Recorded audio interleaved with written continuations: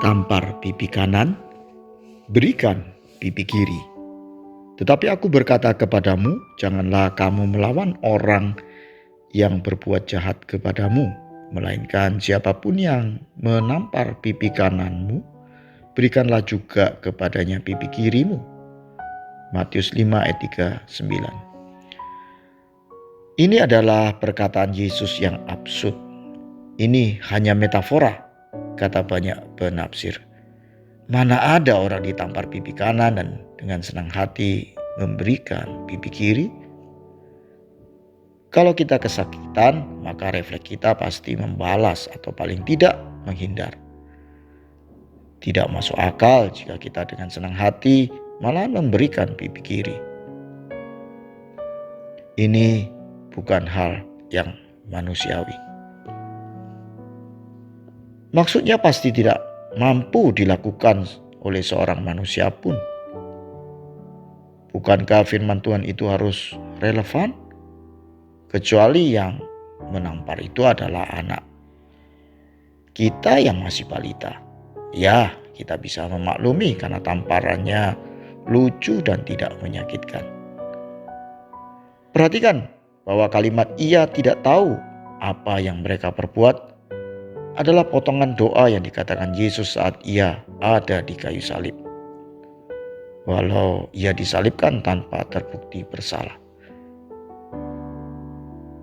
Ketika mereka sampai di tempat yang bernama Tengkorak, mereka menyalibkan Yesus di situ dan juga kedua orang penjahat itu. Yang seorang di sebelah kanannya dan yang lainnya di sebelah kirinya.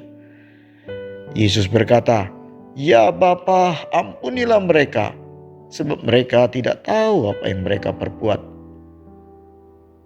Lukas 23 ayat 33-34.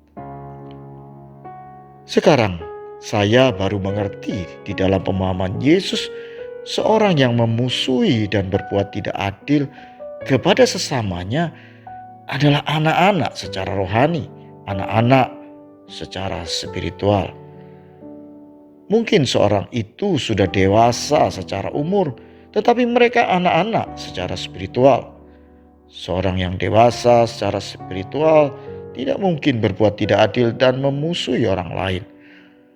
Bahkan di dalam pemandangan Yesus, para imam dan ahli Taurat yang bersekongkol untuk menyalibkannya, walaupun terbukti tak bersalah secara hukum, mereka yang usianya lebih tua daripadanya adalah anak-anak yang sedang lucu-lucunya secara spiritual.